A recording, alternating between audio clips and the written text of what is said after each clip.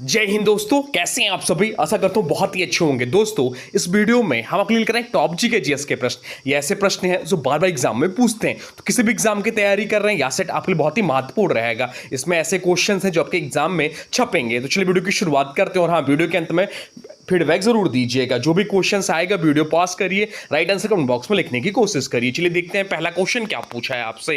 पहला क्वेश्चन पूछा है 10 डिग्री चैनल किन दो द्वीप समूहों को अलग करता है। आपसे पूछा है कि 10 डिग्री चैनल किन दो द्वीप समूहों को अलग करता है। बताइए राइट आंसर क्या हो जाएगा। राइट आंसर कमेंट बॉक्स में लिख दीजिए, बताइए क्या होगा। तो राइट आंसर जो हो जाएगा वो हो जाएगा ऑप्शन ए। ऑप्शन ए इस प्रश्न का राइट आंसर हो जाएगा। अंडमान और निकोबार द्वीप समूह को, ऑप्शन ए जो ये हो जाएगा इस प्रश्न का राइट आंसर। ये आपके लिए बहुत महत्वपूर्ण प्रश्न है आपके आने वाले सेटों के लिए, जो आज का सेट है आने वाले एग्जाम के लिए। 10 डिग्री चैनल अंडमान द्वीप समूह और निकोबार द्वीप समूह को अलग करता है। या बंगाल की खाड़ी में लगभग 10 डिग्री उत्तरी अक्षांश पर स्थित है। यह सामरिक और समुद्री दृष्टि से महत्वपूर्ण जलमार्ग माना जाता है। बाकी विकल्पों की बात करें तो मिनिकॉय और लक्षद्वीप इसके बीच 9 डिग्री चैनल स्थित है।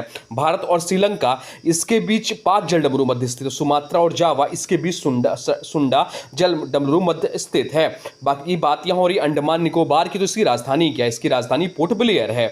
भारत का एकमात्र सक्रिय ज्वालामुखी बैरन द्वीप यहीं स्थित है। अब चलते हैं अगले प्रश्न की ओर, देखते हैं अगला प्रश्न क्या पूछा है आपसे। अगला प्रश्न जो पूछा है वह पूछा है भारत की प्रथम पंचवर्षीय योजना जिसका कार्य पीरियड था 1951 से 56 मुख्य रूप से किस मॉडल पर आधारित थी। आपसे पूछा कि भारत की प्रथम पंचवर्षीय योजना 1951 से 56 मुख्य रूप से किस मॉडल पर आधारित थी। बताइए राइट आंसर क्या हो जाएगा।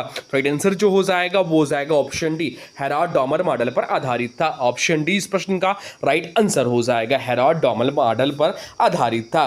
भारत की प्रथम पंचवर्षीय योजना 1951 में शुरू की गई थी। यह हेराल्ड डॉमर मॉडल पर आधारित थी। इसका मुख्य उद्देश्य कृषि विकास और सिंचाई सुविधाओं को बढ़ाना था। इस योजना के दौरान खाद्यान्न उत्पादन बढ़ाने पर विशेष ध्यान दिया गया। योजना आयोग की स्थापना कब हुई थी। तो योजना आयोग की स्थापना 1950 में हुई थी। दूसरी पंचवर्षीय योजना में औद्योगिकरण पर जोर दिया गया। अब चलते हैं अगले प्रश्न की ओर, देखते हैं अगला प्रश्न क्या पूछा है आपसे। अगला प्रश्न जो पूछा है वह पूछा है महात्मा बुद्ध ने अपना पहला उपदेश धर्मचक्र प्रवर्तन कहाँ दिया था। आपसे पूछा है कि महात्मा बुद्ध ने अपना पहला उपदेश धर्मचक्र प्रवर्तन कहाँ दिया था। बताइए राइट आंसर क्या हो जाएगा।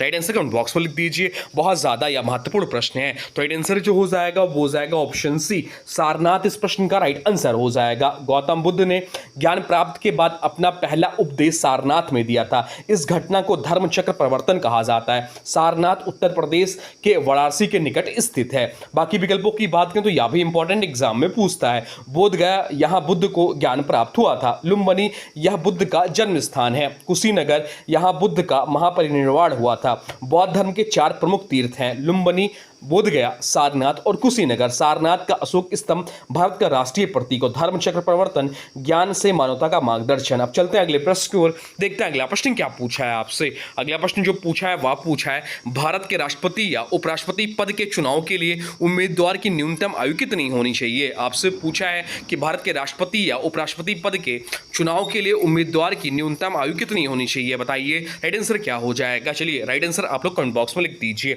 बताइए क्या होगा। तो राइट आंसर जो हो जाएगा वो हो जाएगा ऑप्शन सी, 35 वर्ष। 35 वर्ष इस प्रश्न का राइट आंसर है।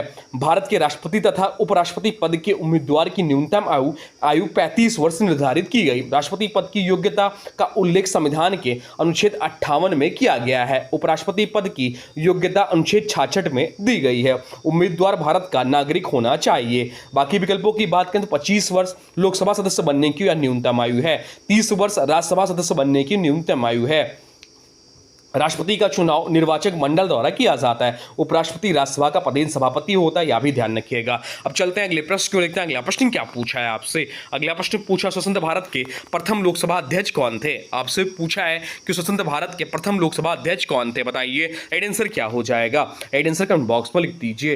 राइट आंसर जो हो जाएगा वो हो जाएगा ऑप्शन बी। ऑप्शन बी इस प्रश्न का राइट आंसर हो जाएगा। गणेश वासुदेव मावलंकर इस प्रश्न का राइट आंसर है। गणेश वासुदेव मावलंकर स्वतंत्र भारत के प्रथम लोकसभा अध्यक्ष थे। उन्हें लोकसभा का जनक भी कहा जाता है क्योंकि उन्होंने भारतीय संसदीय व्यवस्था को मजबूत आधार दिया।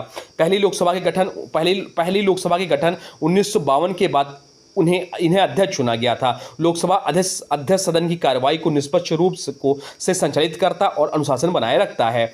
और ऑप्शन जो ए दिया हुआ है एम अनंत सैनम अंगायर दूसरे लोकसभा अध्यक्ष थे, यह भी ध्यान रखिएगा। लोकसभा संसद का निम्न सदन कहलाती है। लोकसभा जो होता है संसद का निम्न सदन कहलाता है या निचला सदन कहते हैं। लोकसभा का कार्यकाल सामान्यतः 5 वर्ष होता है। अब चलते हैं अगले प्रश्न की ओर, देखते हैं अगला प्रश्न क्या पूछा है आपसे। अगला प्रश्न पूछा है भारत का राष्ट्रीय आदर्श वाक्य सत्यमेव जयते किस उपनिषद से लिया गया है। आपसे पूछा है कि भारत का राष्ट्रीय आदर्श वाक्य सत्यमेव जयते किस उपनिषद से लिया गया है, बताइए राइट आंसर क्या हो जाएगा। राइट आंसर कमेंट बॉक्स में लिख दीजिए। तो राइट आंसर जो हो जाएगा वो हो जाएगा ऑप्शन बी मुंडकोपनिषद इस प्रश्न का राइट आंसर हो जाएगा। सत्यमेव जयते का अर्थ है सत्य की ही विजय होती है। यह वाक्य मुंडको उपनिषद से लिया गया है। इसे भारत के राष्ट्रीय प्रतीक के नीचे अंकित किया गया है। 26 जनवरी 1950 को इसे राष्ट्रीय आदर्श वाक्य के रूप में अपनाया गया। भारत का राष्ट्रीय प्रतीक सारनाथ के अशोक स्तंभ से लिया गया, भी हम लोग पढ़े थे। सत्यमेव जयते सत्य और न्याय का प्रतीक माना जाता है। अब चलते हैं अगले प्रश्न को, देखते हैं अगला प्रश्न क्या पूछा है आपसे।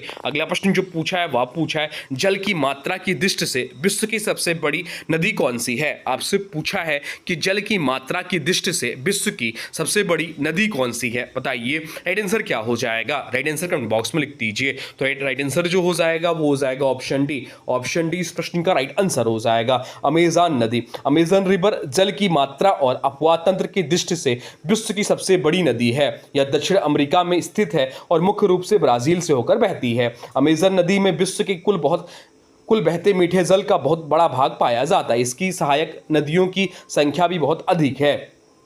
अमेज़न वर्षावन विश्व का सबसे बड़ा वर्षावन है। अमेज़न नदी अटलांटिक महासागर में गिरती है। चलते हैं अगले प्रश्न की ओर, देखते हैं अगला प्रश्न क्या पूछा है आपसे। अगला प्रश्न जो पूछा है वह पूछा है भारतीय रिजर्व बैंक आरबीआई का राष्ट्रीयकरण किस वर्ष किया गया था। आपसे पूछा है कि भारतीय रिजर्व बैंक का यानी कि आरबीआई का राष्ट्रीयकरण किस वर्ष किया गया था, बताइए राइट आंसर क्या हो जाएगा। राइट आंसर कमेंट बॉक्स में लिख दीजिए। इसको एक्स्ट्रा फैक्ट्स में कई बार बताए भी हैं आपको, बताइए क्या होगा। राइट आंसर हो जाएगा ऑप्शन सी 1949 में। ऑप्शन सी प्रश्न का राइट आंसर हो जाएगा। रिजर्व बैंक ऑफ इंडिया की स्थापना 1 अप्रैल 1935 को हुई थी। कब हुई थी? 1 अप्रैल 1935 को हुई थी। आरबीआई का राष्ट्रीयकरण 1 जनवरी 1949 को किया गया था। आरबीआई भारत का केंद्रीय बैंक है या देश की मौद्रिक नीति को नियंत्रित करता है। आरबीआई का मुख्यालय मुंबई में स्थित है। आरबीआई के प्रथम गवर्नर सर ऑसबॉर्न स्मिथ थे, भारतीय गवर्नर। जो ब्रिटिश गवर्नर थे, भारतीय गवर्नर जो थे वो सीडी देशमुख साहब थे। वर्तमान समय में जो गवर्नर है वो संजय मल्होत्रा साहब हैं। चलते हैं अगले प्रश्न की ओर, देखते हैं अगला प्रश्न क्या पूछा है आपसे। अगला प्रश्न पूछा है भारत के राष्ट्रीय गीत वंदे मातरम के रचयिता कौन है और यह किस उपन्यास से लिया गया है। आपसे पूछा कि भारत के राष्ट्रीय गीत वंदे मातरम के रचयिता कौन है और किस उपन्यास से लिया गया है, बताइए राइट आंसर क्या हो जाएगा। तो राइट आंसर जो हो जाएगा वो हो जाएगा ऑप्शन बी। ऑप्शन बी इस प्रश्न का राइट आंसर हो जाएगा बंकिम चंद्र चट्टोपाध्याय आनंद मठ से। बंकिम चंद्र चट्टोपाध्याय ने वंदे मातरम की रचना की थी। यह गीत उनके प्रसिद्ध उपन्यास आनंद मठ से लिया गया है। वंदे मातरम को भारत का राष्ट्रीय गीत घोषित किया गया। यह गीत स्वतंत्रता आंदोलन के दौरान अत्यंत लोकप्रिय था। जन गण मन भारत का राष्ट्रीय गान है। वंदे मातरम पहली बार 1896 के कांग्रेस अधिवेशन में गाया गया था। चलते हैं अगले प्रश्न की ओर, देखते हैं अगला प्रश्न क्या पूछा है आपसे। अगला प्रश्न जो पूछा है वह पूछा है भारतीय संविधान में आपातकाल के दौरान मौलिक अधिकारों के निलंबन का प्रावधान किस देश से लिया गया है। आपसे पूछा है कि भारतीय संविधान में आपातकाल के दौरान मौलिक अधिकारों के निलंबन का प्रावधान किस देश से लिया गया है। ये जो भी क्वेश्चन एकदम रट लीजिए, ये क्वेश्चन आपके आने वाले दिनों में गलत नहीं होने चाहिए, ये चीज ध्यान रखिए। और बताइएगा 20 में से आपके कितने क्वेश्चन सही हुए हैं, बताइए इसका राइट आंसर क्या हो जाएगा। राइट आंसर हो जाएगा ऑप्शन बी जर्मनी यानी कि वीमर संविधान से। भारतीय संविधान में आपातकाल संबंधी प्रावधान जर्मनी के वीमर संविधान से लिए गए हैं। आपातकाल के दौरान कुछ मौलिक अधिकारों को निलंबित किया जा सकता है। संविधान में राष्ट्रीय, राज्य एवं वित्तीय आपातकाल का प्रावधान है। राष्ट्रीय आपातकाल का उल्लेख अनुच्छेद 352 में किया गया है। बाकी विकल्पों की बात करें तो अमेरिका, यहाँ से मौलिक अधिकारों की अवधारणा ली गई है। दक्षिण अफ्रीका, यहाँ संविधान संशोधन प्रक्रिया से संबंधित प्रावधान लिए गए हैं। ऑस्ट्रेलिया, समवर्ती सूची की अवधारणा ली गई है। भारत में पहली बार राष्ट्रीय आपातकाल 1962 में लगाया गया। 1975 का आपातकाल भारतीय इतिहास का महत्वपूर्ण अध्याय माना जाता है। चलते हैं अगले प्रश्न की ओर, देखते हैं अगला प्रश्न क्या पूछा है आपसे। अगला प्रश्न पूछा है भारत के किस राज्य की समुद्री तटरेखा सबसे लंबी है। आपसे पूछा है कि भारत के किस राज्य की समुद्री तटरेखा सबसे लंबी है, बताइए राइट आंसर क्या हो जाएगा। राइट आंसर कमेंट बॉक्स में लिख दीजिए। तो राइट आंसर जो हो जाएगा वो हो जाएगा ऑप्शन सी, गुजरात। गुजरात इस प्रश्न का राइट आंसर हो जाएगा। गुजरात की समुद्री तटरेखा भारत में सबसे लंबी है। गुजरात की तटरेखा लगभग 1600 किलोमीटर लंबी मानी जाती है। यह तटरेखा अरब सागर के किनारे स्थित है। कांडला और मुद्रा जैसे महत्वपूर्ण बंदरगाह गुजरात में स्थित है। भारत की कुल समुद्री तटरेखा लगभग 7516 किलोमीटर, कितना 7516 किलोमीटर है, 7516 किलोमीटर है। गुजरात की राजधानी गांधीनगर है। चलते हैं अगले प्रश्न को देखते हैं। अगला प्रश्न क्या पूछा है आपसे। अगला प्रश्न जो पूछा है वह पूछा है भारत में जीएसटी की रूपरेखा तैयार करने के लिए किस समिति का गठन किया गया था। आपसे पूछा कि भारत में जीएसटी की रूपरेखा तैयार करने के लिए किस समिति का गठन किया गया था।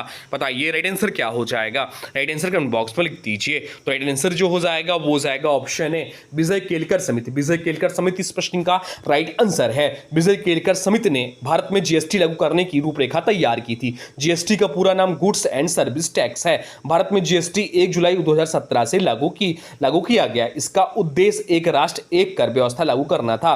जीएसटी लागू होने पर कई अप्रत्यक्ष कर समाप्त किए गए। जीएसटी परिषद यानी कि जीएसटी काउंसिल का अध्यक्ष केंद्रीय वित्त मंत्री होता है। चलते हैं अगले प्रश्न को देखते हैं। अगला प्रश्न क्या पूछा है आपसे। अगला प्रश्न जो पूछा है वह पूछा है जालियांवाला बाग हत्याकांड किस तिथि को हुआ था। आपसे पूछा है कि जालियांवाला बाग हत्याकांड किस तिथि को हुआ था। बताइए राइट आंसर क्या हो जाएगा। राइट आंसर कमेंट बॉक्स में लिख दीजिए। तो राइट आंसर जो हो जाएगा वो हो जाएगा ऑप्शन ए। ऑप्शन ए इस प्रश्न का राइट आंसर हो जाएगा। 13 अप्रैल 1919 को जालियांवाला बाग जो है हत्याकांड 13 अप्रैल 1919 को अमृतसर में हुआ था। इस हत्याकांड का आदेश जनरल डायर ने दिया था। बैसाखी के दिन हजारों लोग शांतिपूर्ण सभा में एकत्रित थे। ब्रिटिश सेना ने निहत्थे लोगों पर गोलियां चलाई। यह घटना भारतीय स्वतंत्रता आंदोलन का महत्वपूर्ण मोड़ बनी। रविन्द्रनाथ टैगोर ने विरोध में अपनी नाइटहुड उपाधि लौटा दी। चलते हैं अगले प्रश्न की ओर देखते हैं। अगला प्रश्न क्या पूछा है आपसे। अगला प्रश्न जो पूछा है वह पूछा है भारतीय संविधान के किस अनुच्छेद में ग्राम पंचायतों के गठन का निर्देश दिया गया है। आपसे पूछा है कि भारतीय संविधान के किस अनुच्छेद में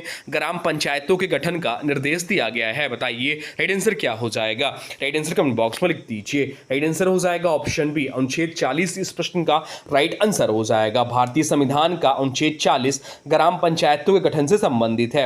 यह राज्य के नीति निर्देशक तत्वों डीपीएसपी में शामिल है। इसका उद्देश्य ग्रामीण स्वशासन को बढ़ावा देना है। बाद में 73वें संविधान संशोधन द्वारा पंचायती राज व्यवस्था को संवैधानिक दर्जा दिया गया। बाकी विकल्पों की बात करें तो अनुच्छेद 32 संवैधानिक उपचार का अधिकार देता है। अनुच्छेद 44 समान नागरिक संहिता का अधिकार देता है। अनुच्छेद 48 कृषि एवं पशुपालन से संबंधित है। पंचायती राज व्यवस्था लागू करने की सिफारिश बलवंत राय मेहता समिति ने की थी। भारत में 3 स्तरीय पंचायती राज व्यवस्था है। अब चलते हैं अगले प्रश्न को देखते हैं। अगला प्रश्न क्या पूछा है आपसे। अगला प्रश्न पूछा पनामा नहर किन दो महासागरों को जोड़ती है। आपसे पूछा है कि पनामा नहर जो है किन दो महासागरों को जोड़ती है। बताइए राइट आंसर क्या हो जाएगा। राइट आंसर कमेंट बॉक्स में लिख दीजिए। तो राइट आंसर जो हो जाएगा वो हो जाएगा ऑप्शन ए, प्रशांत महासागर और अटलांटिक महासागर को। ऑप्शन ए इस प्रश्न का राइट आंसर है। पनामा नहर जो है प्रशांत महासागर और अटलांटिक महासागर को जोड़ती है। यह नहर मध्य अमेरिका के पनामा देश में स्थित है। इसके निर्माण में समुद्री व्यापार का समय और दूरी दोनों कम हुए। यह विश्व की सबसे महत्वपूर्ण कृत्रिम नहरों में से एक है। पनामा नहर का उद्घाटन 1914 में हुआ था। सुएज नहर यूरोप और एशिया के समुद्री मार्ग को छोटा बनाती है।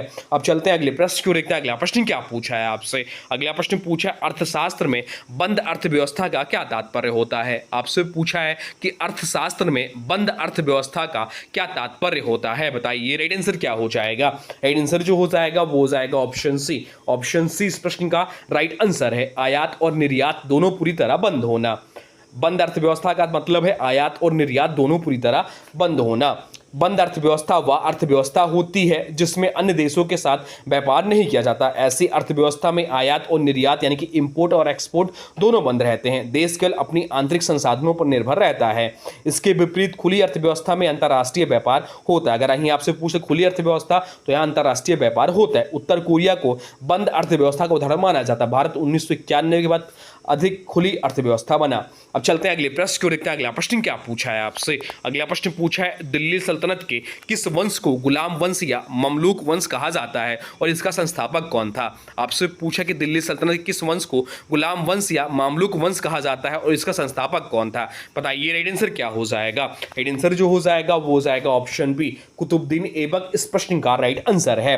दिल्ली सल्तनत का पहला वंश गुलाम वंश कहलाता है? कुतुबुद्दीन ऐबक इसका संस्थापक था। उसने 1206 ईस्वी में दिल्ली सल्तनत की स्थापना की। कुतुबुद्दीन ऐबक मोहम्मद गौरी का दास और सेनापति था। कुतुब मीनार का निर्माण कुतुबुद्दीन ऐबक ने शुरू कराया था।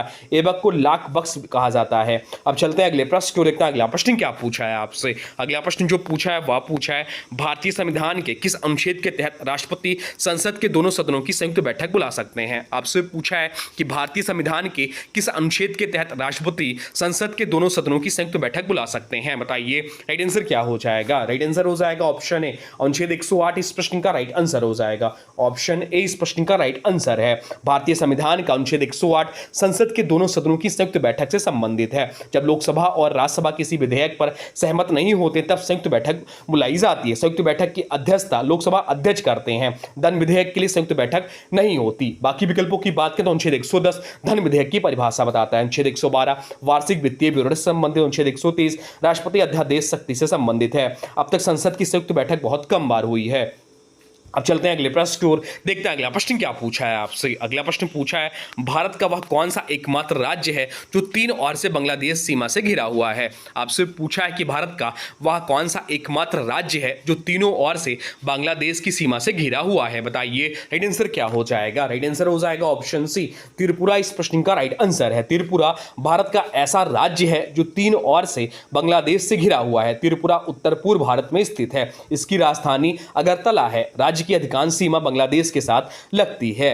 त्रिपुरा का प्रमुख नृत्य होजागिरी है। यहां बांस और हस्तशिल्प उद्योग प्रसिद्ध है। चलते हैं अगले प्रश्न की ओर, देखते हैं अगला प्रश्न क्या पूछा है आपसे। अगला प्रश्न पूछा है इतिहास में सीमांत गांधी या फ्रंटियर गांधी किसे कहा जाता है? आपसे पूछा है कि इतिहास में सीमांत गांधी या फ्रंटियर गांधी किसे कहा जाता है? बताइए राइट आंसर क्या हो जाएगा? राइट आंसर कमेंट बॉक्स में लिख दीजिए। राइट आंसर हो जाएगा ऑप्शन ए, खान अब्दुल गफ्फार खान को। ऑप्शन ए इस प्रश्न का राइट आंसर है। खान अब्दुल गफ्फार खान को सीमांत गांधी या फ्रंटियर गांधी कहा जाता है। वह महात्मा गांधी के अनुयायी और स्वतंत्रता सेनानी थे। उन्होंने खुदाई खिदमतगार आंदोलन चलाया था। वह अहिंसा के सिद्धांत में विश्वास रखते थे। खान अब्दुल गफ्फार खान को भारत रत्न से सम्मानित किया गया था। वह भारत रत्न पाने वाले पहले विदेशी नागरिक थे। तो ये थे आपके टॉप 20 जीके जीएस के प्रश्न जो आपके आने वाले एग्जाम के लिए बहुत ज्यादा महत्वपूर्ण है। यहां से आपको क्वेश्चंस देखने को मिलेंगे। अब आज की वीडियो से प्रश्न है, इसका राइट आंसर आप लोग को कमेंट बॉक्स में बताना है। आज की वीडियो से प्रश्न है कि भारतीय रिजर्व बैंक का राष्ट्रीयकरण किस वर्ष किया गया था? आपसे पूछा कि भारतीय रिजर्व बैंक का राष्ट्रीयकरण किस वर्ष किया गया था। इसके बारे में जो भी कुछ जानते हैं आरबीआई के बारे में कमेंट बॉक्स में लिख दीजिए। और हाँ देखिए, वीडियो पसंद आया हो तो लाइक करें, शेयर करें और चैनल को सब्सक्राइब जरूर करें। लगातार प्रैक्टिस ही सफलता की असली कुंजी है। मिलते हैं अगले प्रैक्टिस सेट में नए महत्वपूर्ण प्रश्नों के साथ। तब तक के लिए जय हिंद, वंदे मातरम।